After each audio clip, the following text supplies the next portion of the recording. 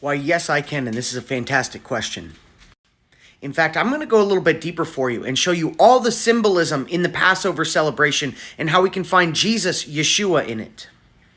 For those of you that don't know, you can read about God's feast days in Leviticus 23. And you can find Jesus, Yeshua, in every single one of them. For instance, the Sabbath. God created everything in 6 days, and on the seventh he rested.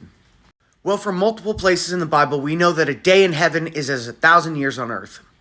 This is symbolic for the end of his creation plan. We toil for 6,000 years, and the 7,000th year is Yeshua's Sabbath millennial reign.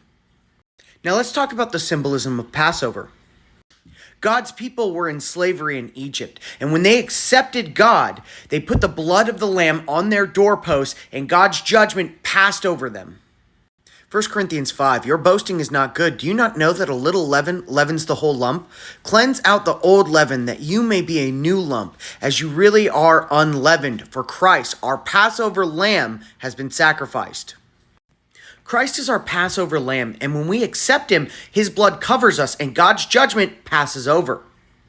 Then immediately after the Passover, we move into the week of unleavened bread. And Jesus says this in John 6, I am the bread of life.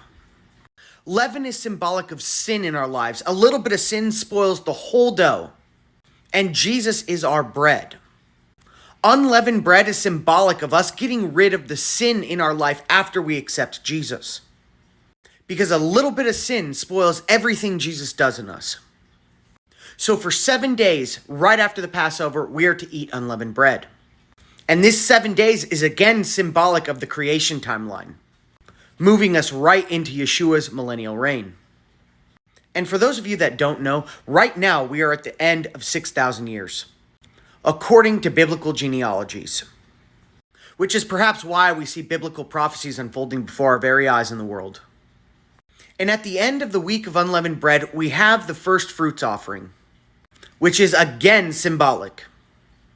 James 1:18, of his own will he brought us forth by the word of truth, that's Torah and Yeshua, that we should be a kind of first fruits of his creatures.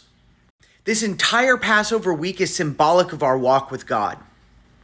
We accept God, and Jesus' blood covers us so that God's judgment can pass. Then he leads us out of the bonds of slavery, of sin, and teaches us obedience. Then we are supposed to live the rest of our lives without leaven, without sin, until Yeshua's millennial reign, where God's first fruits are gathered and presented to him. Passover honors Jesus.